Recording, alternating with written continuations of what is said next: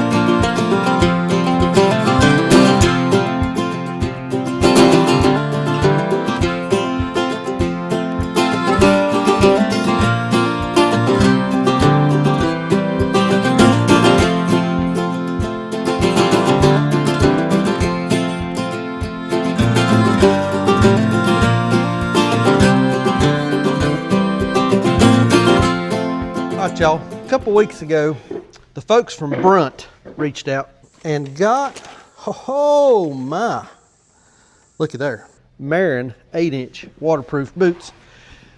It's my new favorite boot. I ain't kidding y'all. I've been wearing these things to mow, excavator, on the tractor, doing chores. I even wore these things the other day processing chickens. When I got these, I put them on and they felt like they were already broken whenever I got them. Now that I've been wearing them for, I guess about 2 weeks, I ain't kidding. They are just as comfortable as a tennis shoe. Y'all know how tennis shoes feel compared to work boots? These are just like a tennis shoe. One of the things I really like about these Brunts, the 8-inch Marin waterproof, is they are indeed that water. I have been out doing chores in the wet grass. Like I said, we processed chickens the other day and I wore them, and there's always a lot of water around there. My feet stayed dry. They did not soak through. These have got the comp toe 8-inch. They're the taller boot. I got these because I really needed something that was going to give me a little bit more ankle support. I don't know if I'm just getting old and weak ankled or what it is, but I've been noticing that my ankles have turned real easy lately. When I've got them on, I've not turned my ankles. They're very supportive. Just a great all-around work boot. Brunt is offering $10 off your first purchase if you use Sheraton Park 10. We'll post that link in the description down below. We've also got a QR code. We'll put that up here on the screen somewhere for you to click on. Go over and get you a pair of these work boots. If you've been looking for a good quality boot that is a great value for the price, these things are priced within reach of blue collar workers. If you're farming, doing construction, you're on your feet all day long, you're going to love these boots. Appreciate Brunt reaching out to us, sponsoring this video. Brunt, my new favorite boot. Love them. Absolutely love them.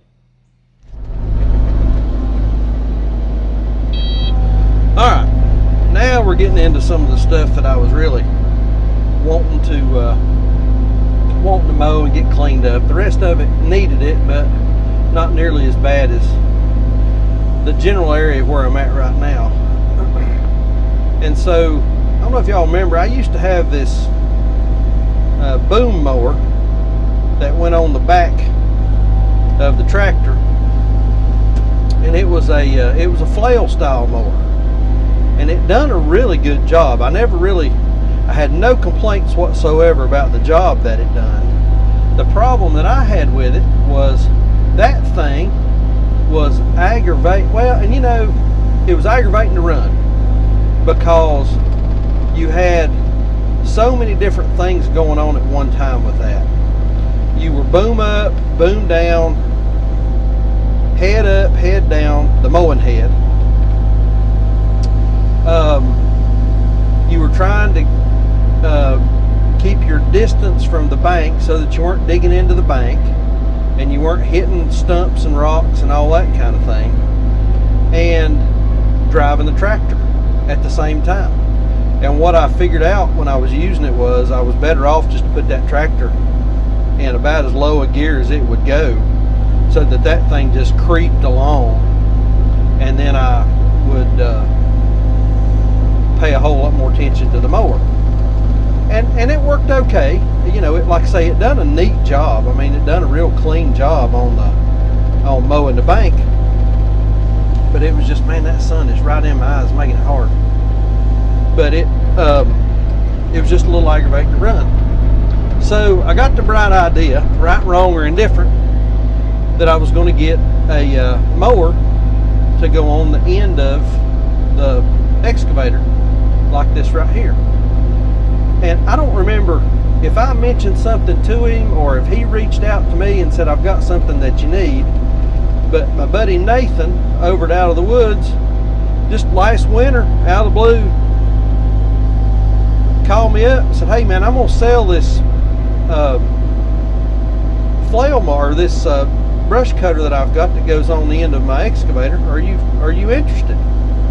And I said, yeah, I'm interested in it.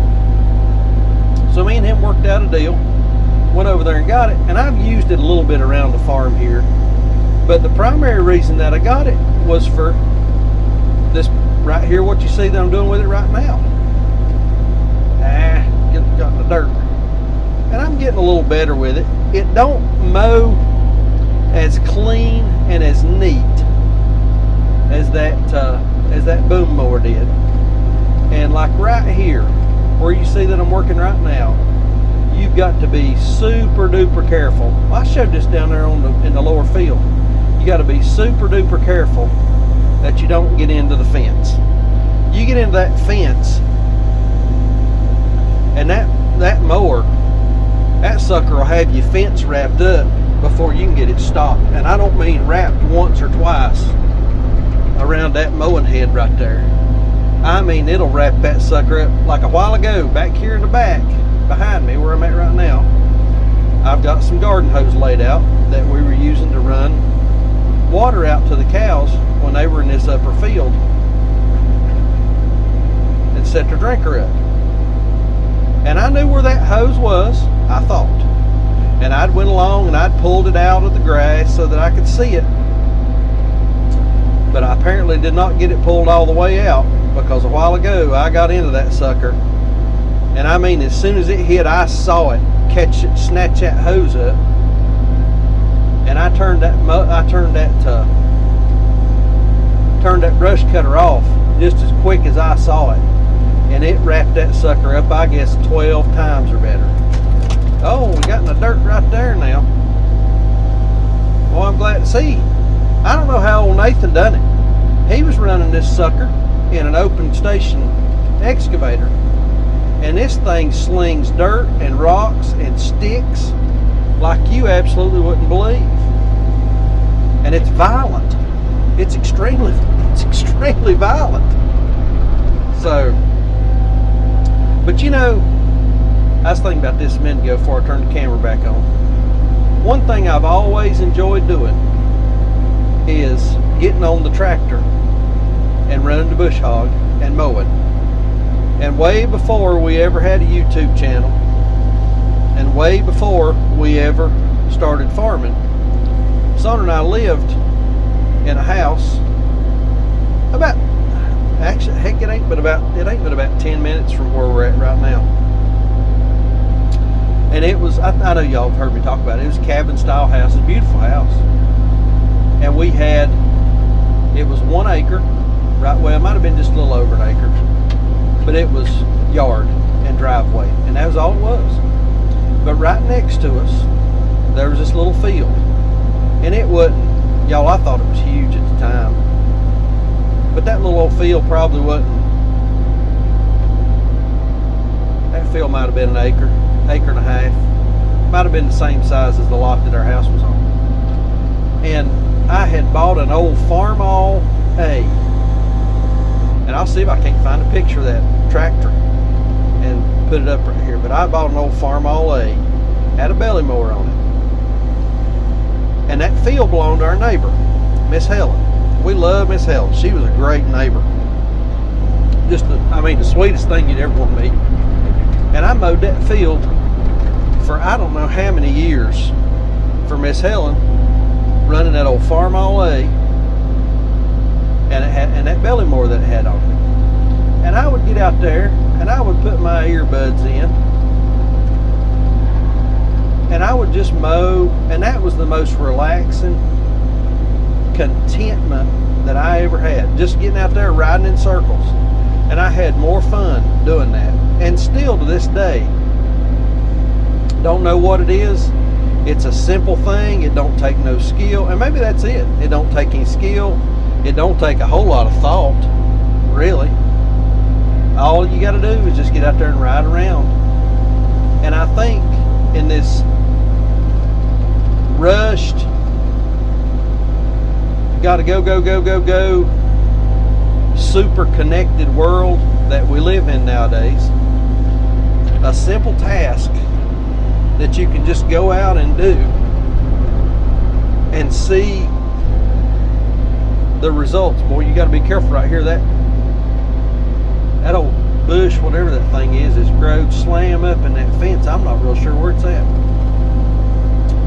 But to just go out and do a task that you can see the results of your work is extremely satisfying. And I think that's part of why farming appeals to me, is being able to see the results of the work that you do. Because in my regular job, and I know people that I work with are going to watch this, somebody may call me out on it. In my regular job, at the end of the day, when I close the lid on that laptop and I turn my phone off and I stop answering calls, I stop answering texts and all that sort of thing, and I look around, there is very little to no zero evidence of what I done that day. Physical evidence. I mean, I can open that computer up and I can look at my sent box. You know, when you open your email up, you look at your sent emails and see the, 50 or 60 emails that I sent that day. I can go back and I can look at the 3 or 4 Zoom calls or Teams calls that I was on. But there's no physical, usually there's no physical manifestation of the actual work that was done. And I believe that's really what's got us all in this, mental health crisis. If, people talk about that we're in. I think people have lost their purpose. And that's one thing that being out here on this farm and being on this property gives me. At the end of the day, like this, I can look back behind me right now and see, I can see the evidence of what I've done. And this may be a little heady and it may be a little heavy, but I really believe that's part of what's wrong with folks nowadays is we've got caught up in so much of this knowledge work, and we're not using our hands, and we're not really producing any. You're not really producing a physical thing that you can see, you can touch, you can taste, you can smell, and that you can really experience. In a way, that's kind of sad.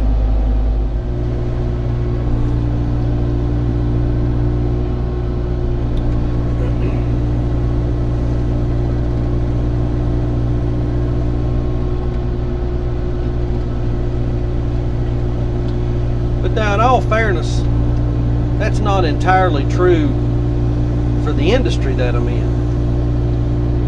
And, you know, I've been in healthcare now for,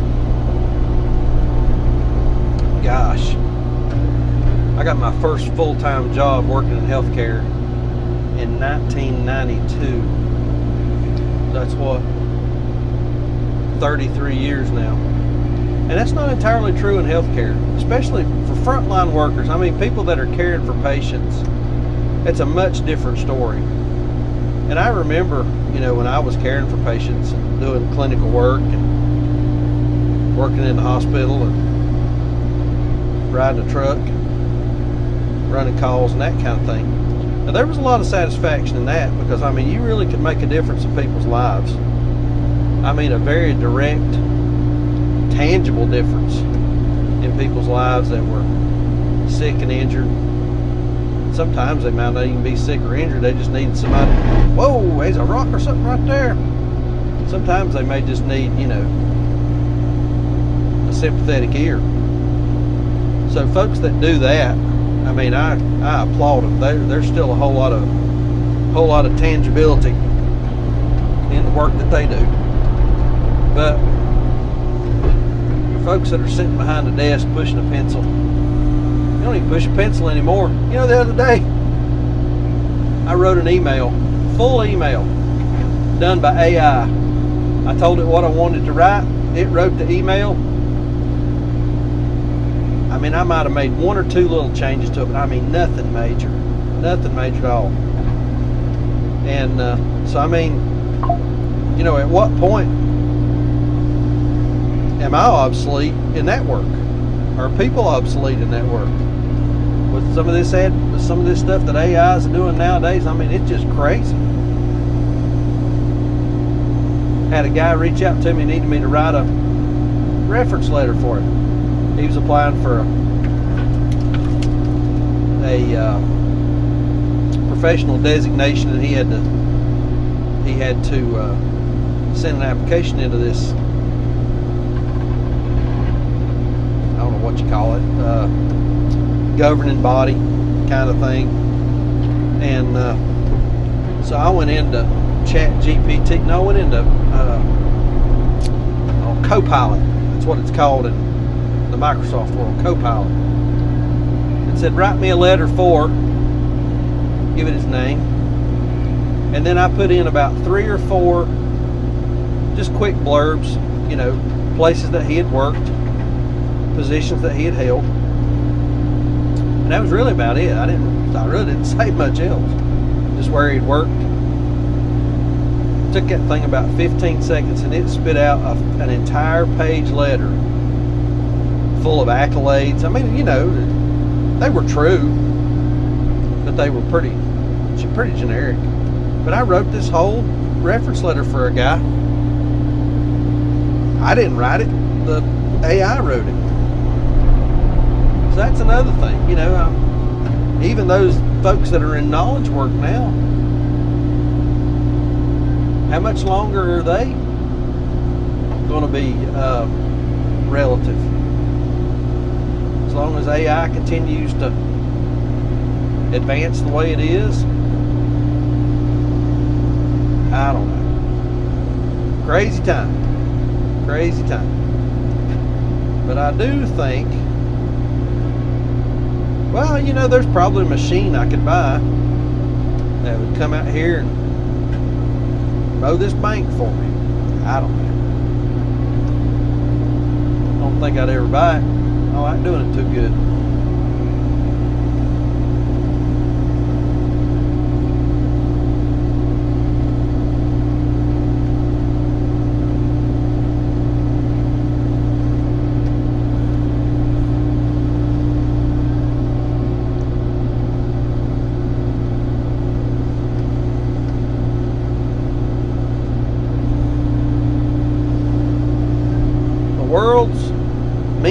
weed eater right there on the front of this excavator.